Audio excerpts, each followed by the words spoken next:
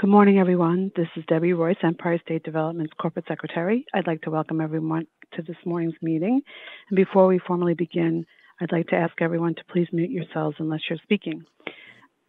As you see, we have our directors joining by video this morning, so we'll do a quick roll call before we get started. Steve Cohen. Present. Howard Zemsky. Present.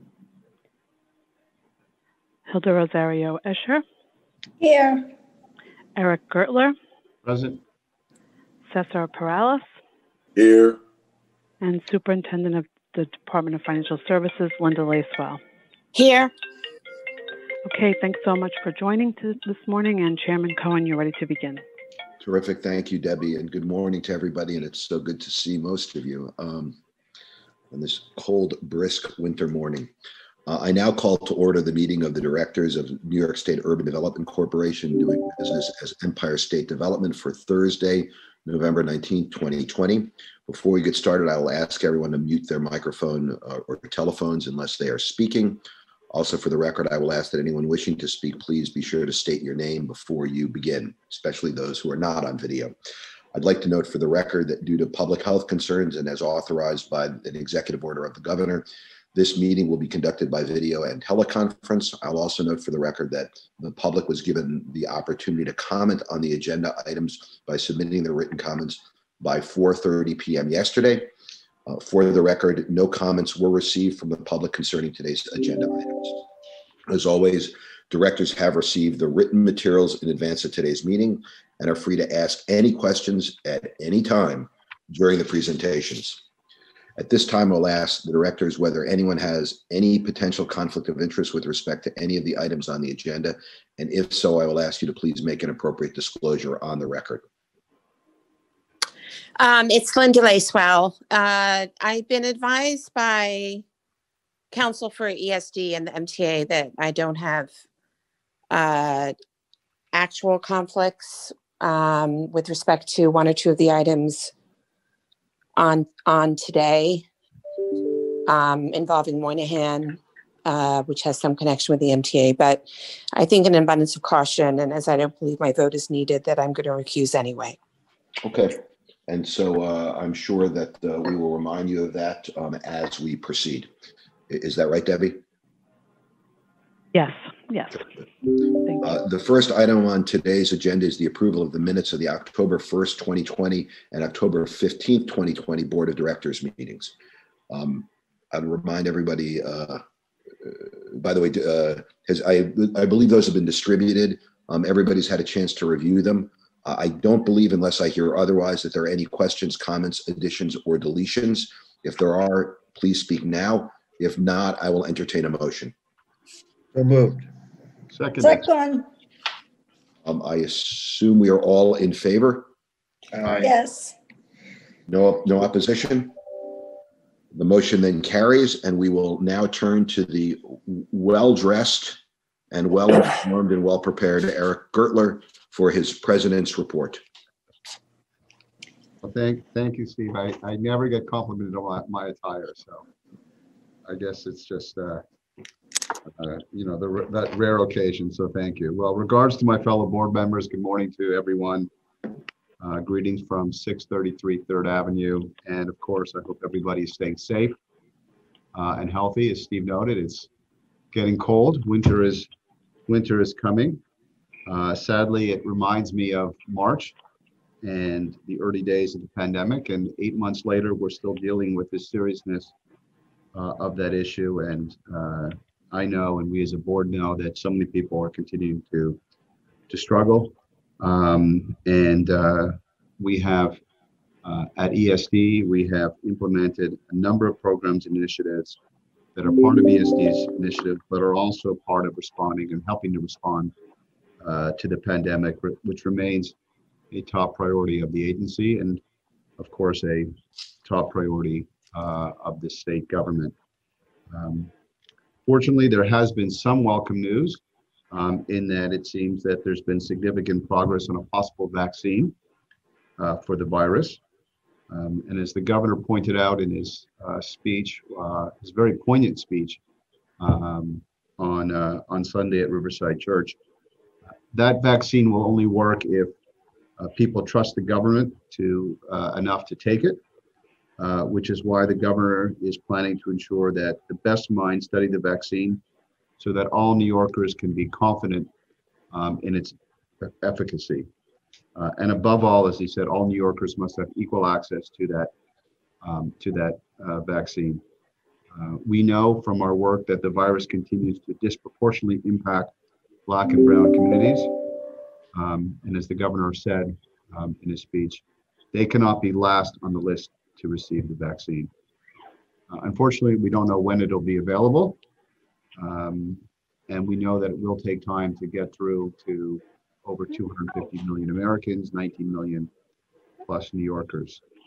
In the meantime, ESD continues to work on programs to help the business sector to recover, which we know is still dealing with many of the adverse effects of the pandemic. Some of the programs that we've launched, the Empire State Digital Program, the New York Forward Loan Fund, and we've also continued to assist manufacturers with re-engineering their operations so that they can address the need for greater production of COVID-related supplies. Since the last board meeting, we have now funded an additional 8 companies.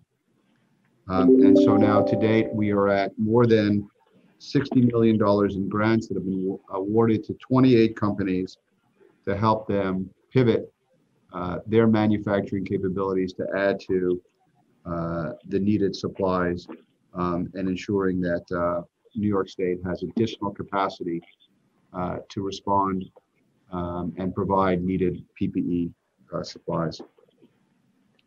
While not related to our COVID efforts, I also wanted to plug one of our key annual events here, and that is the Minority and Women-Owned Business Enterprise Forum, which will take place after Thanksgiving, December 2nd through December 4th. It will now be held virtually.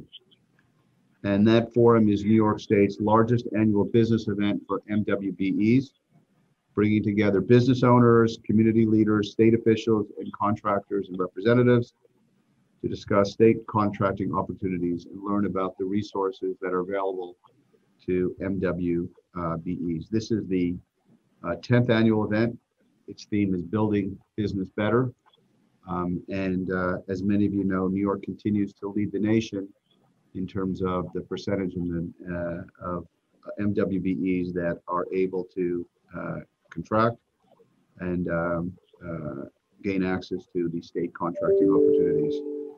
During the forum, there'll be panel discussions, both live and on demand, that will outline those opportunities, assistance to capital, and additional support to build resiliency in dealing with the pandemic. So I know that Nicole Stent on our team has been working hard along with her entire team, and I think that'll be an important and significant forum. So we are also, as an agency, working to ensure New York's economy is well positioned when everything returns to normal.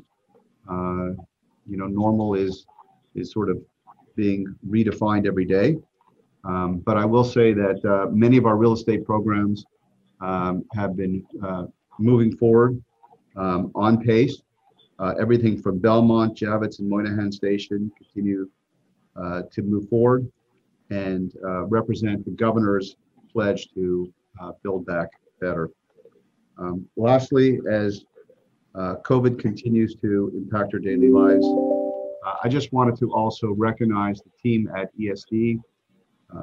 Their boundless commitment to ESD is overwhelming. It's awe-inspiring, and we see it day in, day out from the entire staff. So thank you to the ESD staff. Thank you to my fellow board members. Thank you to everybody at the agency.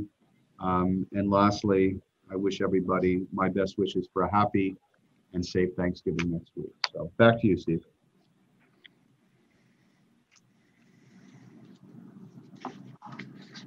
Chairman Cohen, you're on mute. Steve, you're on mute. You've been on mute. Because I'm following my own rules. I guess before I speak, I should identify myself again. This is Steve Cohen. Glenn McClary, I apologize for that. Are you there? Yes, I am, Chairman. Good morning. And let's proceed with our project items. You're up first. Thank you, and good morning all. The directors will be requested to consider 9 projects totaling $8,431,950 in grants. The projects include 8 regional council awards and 2 discretionary awards. The projects will take place in the Capital, Mid-Hudson, Southern Tier, Mohawk Valley, and Long Island regions, leverage over $121 million of additional investment, retain over 1,930 jobs, and create over 62 jobs in the state. Thank you. Thank you, Glenn. We will now move to the project section of today's agenda. Regional directors and program staff are on the line with us today to present their items and to answer any related questions. Mike Ymcali will start things off with a project from our capital region. Mike, you ready to begin? I am. Good morning, everyone. This morning, I'm requesting the directors approve a $264,000 Round 7 Regional Council Priority Project capital grant to Apex Capital for a portion of the cost associated with the construction, renovation, purchase of equipment, and facility enhancements to expand winter sports and add year-round activities and amenities to the West Mountain Ski Area in Queensbury, Warren County. The total project cost is $2 million and will create 25 jobs. Apex Capital LLC is a private company that was formed in September 2012 to purchase and then revitalize and restore the West Mountain Ski Area. Located in the foothills of the Adirondacks, West Mountain is an economic driver for the capital region and an upstate tourist attraction. To remain competitive, the company needed to undertake a major infrastructure improvement project and purchase new machinery and equipment to transition to year-round use. The main competitors are, by the way, are in Vermont and Massachusetts. The company has been able to undertake the replacement of aging infrastructure, the installation of new chairlifts at the mountain's northwest base, expansion of the main lodge, and installation of a second zip line canopy tour. The company also added mounted snow guns and night lighting for night skiing to every trail. In addition, snowmaking pumps were installed, as well as close to 40,000 feet of new snowmaking pipeline. Since completed, the project has allowed West Mountain to operate the north side of the mountain full-time and expand into summertime business, making it a true resort destination. The project is consistent with the Capital Region Economic Development Council's liftoff strategy by supporting New York State's tourism businesses. Happy to answer any questions. Anybody have questions? If not, I will now entertain a motion. So moved. Second. All in favor? Aye. Anybody opposed? Hearing no opposition, the motion carries, which now takes us to Vinny Esposito, who will present an item from the Finger Lakes region. Vinny, are you there? I am here. Good morning, Steve. Good morning, Eric and board members. Just one for you this month. You're asked to approve a $600,000 capital grant to Sibley Mercantile OZ LLC from Round 8 of the Regional Council Capital Fund. This grant will support a project that is part of the renovation of the historic Sibley department store in downtown Rochester, which is a massive 1 million square foot building that's being redeveloped to mixed use with multiple support from different state agencies, including ESD. This project will transform 10,000 square feet of its first floor into a communal dining area to feature a food hall of 8 independent businesses, as well as a kitchen incubator called the Commissary. This project is being completed in November this month and is a $3.2 million total project and one of many that the state and ESD have supported for the overall redevelopment of the Sibley building. Be happy to take any questions. Any questions? I'll entertain a motion. So moved. Second. Second. All in favor? Aye. Aye. Anyone opposed? The motion is approved. That takes us to James Kostenblatt, who will now present 2 items from the Mid-Hudson region. James, are you available to us? I'm here. Thank you and good morning. For the first project, the directors are requested to approve a grant totaling up to $588,000 for additional roadwork component of Merlin Entertainment's Legoland New York theme park in the town of Goshen in Orange County. As you may recall, in September of this year, ESD's board of directors approved grants of up to $25.1 million for the $420 million Legoland New York theme park project.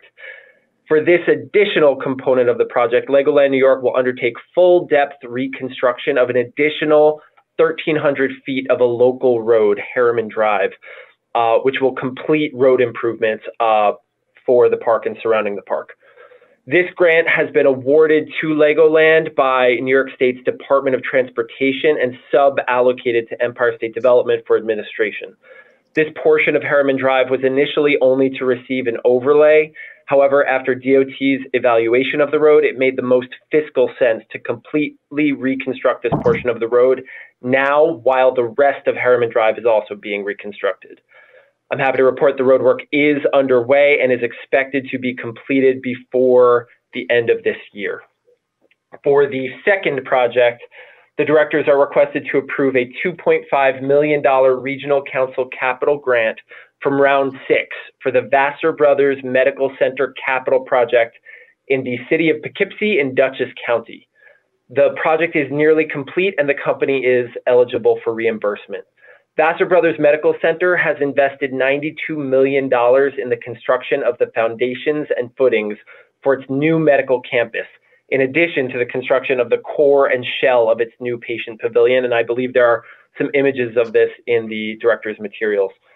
This portion of the project is part of the larger new medical campus investment of approximately $500 million. The company has added 142 permanent new positions and currently employs over 1,700 people. The patient pavilion's core and shell have been constructed.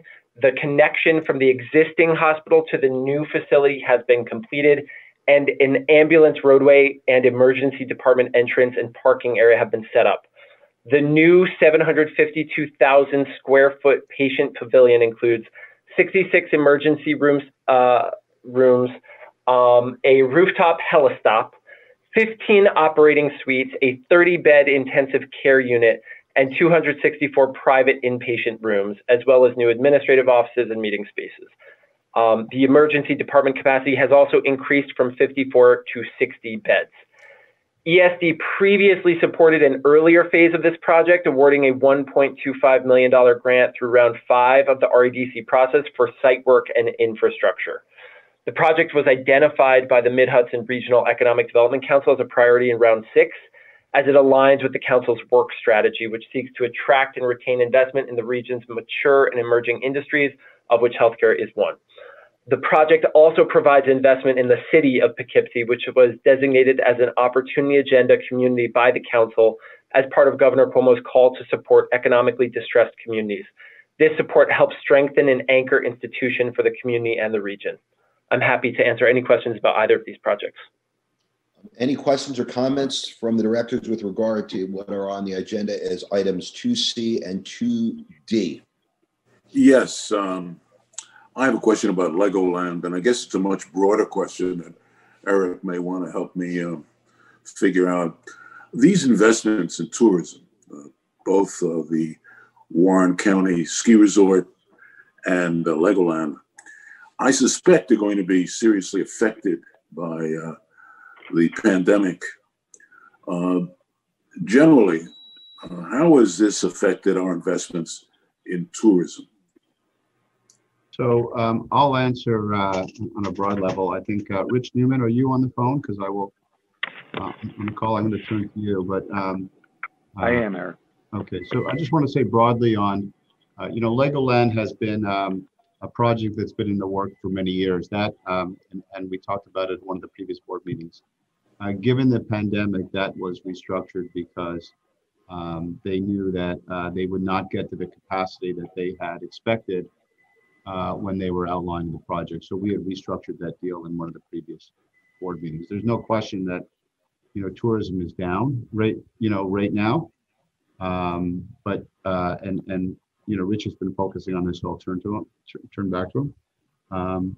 But we're also optimistic that tourism will come back, certainly first from New Yorkers and domestically and then ultimately international. But you've seen some of the surveys that have been done nationally, not very optimistic on tourism.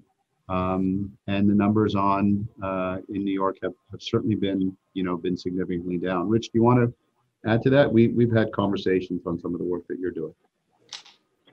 I would only agree with everything that you said and just mention that we are in ongoing discussions with tourism industry representatives around the state and looking for input as we develop plans to bring tourism back once the timing is correct.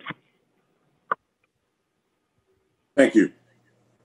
Mr. Chairman, Linda Lacewell. I think, if I may call him Secretary Perales, which is how I know. I think Secretary Perales raises an excellent point, and I personally would welcome on another occasion a briefing on how we intend to approach tourism, which, as everyone on this call knows far better than me, is a significant driver for economic development, especially for upstate. And tourism may come back, but it can't come back immediately, I would think, until everybody has the vaccine and feels that they can travel. And so I'm hoping that we will have some kind of comprehensive strategy as to how we try to support the tremendous progress that ESD and the governor previously made, right, on tourism, which expanded by leaps and bounds pre-pandemic for a number of years in a row. So I really think it's an excellent question. Not necessarily with respect to this particular item, right, but more writ large about what our strategy is. Thank you. So I think, in past board meetings, we often do, a presentation on one area and do a deeper dive. Maybe for the next board meeting, we can have the tourism team at ESD provide greater insight into how we've sort of grown tourism and where we stand. We are, as Rich said, Rich has had conversations with tourism officials around the state and pretty good sense of where things are. But as Linda, as you point out, as you rightly point out, we're nowhere near the numbers that we used to have, and we had grown tourism over a decade to to the significant numbers that we have now. So I think we'll take that as an action item and put together a presentation for next board. But let's be clear on what I think our two colleagues are asking for, so that we don't end up taking time to discuss something that we all agree on, which is, I think everybody agrees that we've done a phenomenal job, that ESD has done a phenomenal job. So maybe what Rich Newman can put together is a presentation about where tourism stands now and going forward. It would be hard to hold anybody to having a formal plan, given that we're in the midst of this, but what are the expectations going forward? How do we look to move forward? And what action should we be considering now that may be outside the normal scope of what we do day to day? If that's right, Secretary and Superintendent, do I have that right? Yes. Yes. Happy to do that. Right, so let's just do it at the next board meeting. Perfect. With that said, can I get a motion on agenda items 2C and 2D? I so move. Second. All in favor? Aye. Aye. Anyone opposed? Both carry. And we can now move to Donna Howell with an item from the Southern Tier. Are you there, Donna? Yep, I'm here. Thank you. Good morning, and good morning, directors. We're requesting approval for a grant of up to $385,000 to construct and equip a new 3,500 square foot facility in Davenport, which is in Delaware County. The state-of-the-art facility will allow the company to increase production of concrete ready mix to meet customer demand and will retain 5 jobs, as well as create an additional 5 jobs. This is a round 6 CFA project and is consistent with the Southern Tiers Regional Economic Development Council strategic plan to support manufacturing and job creation. And it was complete this past December in 2019. And I'm happy to take any questions. Any questions? If there are no questions, I'll ask for a motion. So moved. Seconded. All in favor? Aye. Aye. Anyone opposed? The motion carries. And we move to Allison Nowak, who has 2 items from the Mohawk Valley region. Good morning. The first project that the directors are being asked to approve is a Round 5 Regional Council Capital Grant of $500,000 to be used as a portion of the cost of construction, renovation, engineering, design, and project management to renovate Gloversville Public Library into a modern learning center to support critical workforce development needs in Gloversville and Fulton County. The library is a historic icon in the community of downtown Gloversville. This project stabilizes and preserves a building on the state and federal historic registers and adds critical workforce development programming and entrepreneurial space to downtown Gloversville. This project is a complete renovation of the structure that was built in 1904. The renovation includes upgrades to mechanical, plumbing, heating systems, elevators, and sprinkler systems. The renovation also includes a 19,000 square foot space, which includes space for various community activities, as well as space to offer technology, workforce training, and certification programs, as well as GED programming. The total budget for the project is $6.9 million, primarily for construction and renovation costs. ESD's participation in the project will be 7.2% of the project cost, $500,000. The project is consistent with the MVREDC's plan of eliminating employment barriers and increasing entrepreneurship as part of the MVREDC's opportunity agenda. And the second project the directors are being asked to approve is a Round 6 Regional Council Capital Grant of $1.7 million to be used as a portion of the construction of a 20,000 square foot building to house the Vision Rehabilitation Staff and Services for the Central Association for the Blind and Visually Impaired in Utica, New York. Central Association for the Blind and Visually Impaired, or CAVB, is a private not-for-profit organization that provides vision rehabilitation services to people who are blind or visually impaired in the Mohawk Valley. CAVB employs 272 people, 103 who are legally blind. They produce goods and services required by the state and federal governments. Among products produced or packaged are personal protective equipment such as nitrile gloves, masks, and environmentally friendly cleaning supplies. CAVB constructed a new facility that permits the agency to grow employment opportunities and vision rehabilitation services for people with vision loss in the Mohawk Valley. Services offered at the rehab include low vision evaluation, adaptive sports and recreation, connecting individuals to appropriate adaptive technologies, workforce training, and 2 apartments and 5 bunk rooms for short-term housing of employees in transition or consumers in town for CAVB's specialized services. The total budget for the project is $8.9 million for construction and equipment. ESD's participation in the project will be 19% of the total project cost, $1.7 million. The project is consistent with the MVREDC's opportunity agenda, encouraging projects that promote a diverse, integrated, and dynamic economy. And I'll be happy to take any questions on either of those. Any questions? If there are no questions, I will now entertain a motion on both of the items. Move it. Second. All in favor? Aye. Aye. Anyone opposed? The motion carries. Next up, Carol Longworth with an item from the Long Island region.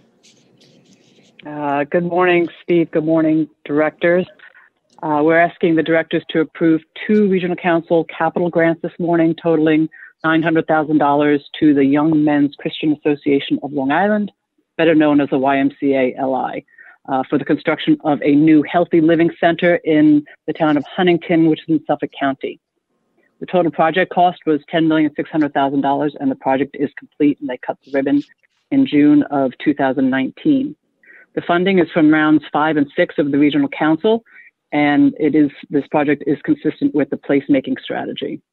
The YMCA-LI is a not-for-profit. It runs 5 centers on Long Island. The Huntington facility has been open since 1953 in downtown Huntington and is a school in the community. This grant assisted in the design and construction of a new 30,000 square foot building with a state-of-the-art gym and fitness center and many community rooms, which offer an array of community-based programs such as child care, both vacation and after-school care, and a summer camp, as long as also workforce development programs and STEAM education for children. Also, they run many senior care programs as well for wellness and prevention, physical fitness, and support groups. On Friday and Saturday nights, they opened up the facility to teen programs to give junior high school and high school children a safe place for activity. They also, the YMCA of Long Island also offers over $2 million in scholarships for childcare and camp and fitness programs at their facilities. They said the project is complete and they are eligible for their first disbursement. The future disbursements will come as they develop the jobs that they were committed to. I'm happy to take any questions. Any questions? If there are no questions, I will entertain a motion. Moved. Second? Second. All in favor? Aye. Anyone opposed? The motion carries. We next have the Restore New York Communities Capital Grant item, which will be presented by Simone Bethune. Simone, are you there? Yes, I'm here. Thank you. Good morning. Today we are seeking director's approval for one Round 5 Restore New York grant in the amount of $994,950 to the city of Poughkeepsie in the Mid-Hudson region. The project, which was complete in June 2020 at a cost of approximately $1.6 million, included the renovation of 4,000 square feet of the Poughkeepsie Trolley building that had remained vacant and boarded for decades. The city oversaw the building's renovation into a mixed-use commercial space with a ground floor art gallery, event space, a ground floor office, and one second-floor live-work art studio. New bathrooms, HVAC, electric, and water systems were also installed. The physical transformation of this structure has made a dramatic change to the community in this highly visible building. And I also have a non-discretionary item. Why don't we, before we move on, let's Sure. see if there are any questions about this project. And if there are none, I'd ask for a motion. Motion. Second? Second. All in favor? Aye. Anyone opposed? Hearing no opposition, the motion carries. Now, Simone, if you'd move to the non-discretionary consent calendar items. Okay, for the non-discretionary item, we are seeking approval for the modification of one grant, a $33 million award to the Fuller Road Management Corporation. The grant was originally approved by the Board of Directors on May 25th, 2017, and directors are being requested to approve the conversion of $6 million of the $33 million grant from working capital to capital purposes. In addition, the project will include a new beneficiary, Cree Incorporated. And I'm not sure if Steve Golick is available to further explain the background of the project. Yeah, I'm on. Thank you. It's to approve not working capital to capital. The original grant was $33 million for capital purposes, and we're asking the board to convert $6 million of that to working capital purposes, which will allow SUNY Poly to cover costs associated with operating the PEMC line in Albany. Thank you. Any questions? If not, I will entertain a motion. So moved. Second. All in favor? Aye. Any opposition? The motion carries, and we are now back to Belmont and Doug McPherson. Doug, are you there? Yeah, thank you, Mr. Chairman, and good morning, everybody. The directors are being asked to adopt a modification to the Belmont Park Redevelopment Civic and Land Use Improvement Projects 2019 Modified General Project Plan and to take related actions. These actions would allow ESD to schedule a public hearing on the proposed MGPP mod and thereafter commence a 30-day comment period. As you will recall, the Belmont Park redevelopment project consists of a 19,000-seat arena, which will be home to the New York Islanders, a 340,000 square foot retail village, parking, office space, a hotel, and community space. The redevelopment encompasses 2 development parcels on underutilized parking lots, the 15-acre Site A, which is north of Hempstead Turnpike, and the 28-acre Site B, which is south of Hempstead Turnpike. The project also includes renovation of 2 community parks and the first new LIRR train station in over 40 years. The first phase of the redevelopment, which is in construction, is the construction of the UBS Arena. It's underway and expected to be completed by October 2021. And Dr. Chairman and CEO were present for a ceremony last month to top off the arena's roof. The proposed modification would alter the project as follows. First, it would relocate 25,000 square feet in allowable retail from Site A to Site B without changing the project's aggregate amount of retail square footage. Second, it would replace a 1,500 space parking facility under the retail village on Site B with a standalone parking structure also on Site B that would front Hempstead Turnpike. Third, it would update the site plan by replacing an 8-foot berm with a 10-foot wall that, together with plantings and other landscaping, will serve as a visual and physical buffer between Site B and nearby Elmont residences. Fourth, the modification would increase the number of subleases allowed under the GPP from 4 to 6 to allow separate ground leases for the aforementioned parking garage on Site B and potential office space on Site A, which would help facilitate the financing of those 2 components. And finally, the project currently includes electric shuttle transportation to the project site from Belmont's north, south, and east lots and from the new Elmont train station. The proposed modification would allow the shuttle buses to operate on zero-emissions hydrogen fuel cell technology in addition to the previously approved electric technology. A technical memorandum, or tech memo, has been prepared and found that there would be no new or substantially different environmental impacts created by any of the changes being proposed. And therefore, a supplementary environmental impact statement is not needed. You will find further details on each of the aforementioned changes in your materials. The benefits of this modification include lowering the overall roof heights of the Site B retail village by relocating parking, increasing the security and visual buffering between Site B and the abutting neighborhood, making several of the project's components easier to finance, and creating a visual gateway to Elmont through the inclusion of a parking facility directly across Hempstead Turnpike from UBS Arena that complements the arena's architecture. Earlier this week, ESD presented these changes to the Belmont Community Advisory Committee, and the initial feedback on the changes to the parking configuration and the replacement of the berm with a landscape wall was positive. We also met virtually with homeowners who live adjacent to Site B to discuss the wall proposal, and they were uniformly supportive of the change. We'll seek to incorporate feedback from both meetings and from a December public hearing and comment period before asking the directors to affirm this MGPP. Thank you, and if the directors have any questions, I'm happy to take them at this time. Any questions? If there are none, I will note before calling for a motion that this is one of the items that Superintendent Lacewell has engaged in a discretionary, out of abundance of caution, recusal. And with that, I will ask if there is a motion. So moved. Second. Second.